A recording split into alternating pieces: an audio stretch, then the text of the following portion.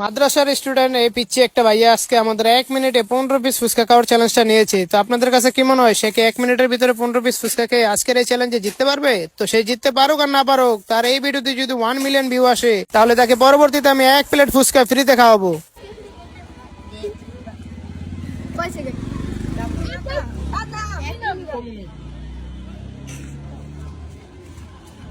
তোমরা আসো নজর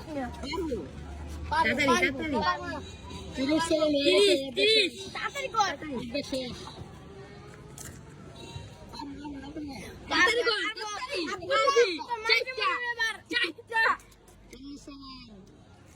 এই যে দিতে তাড়াতাড়ি গুন্ডি পড়ে গেছে গান্ডা উড়া মুখ না দেখা আস্তে আস্তে খা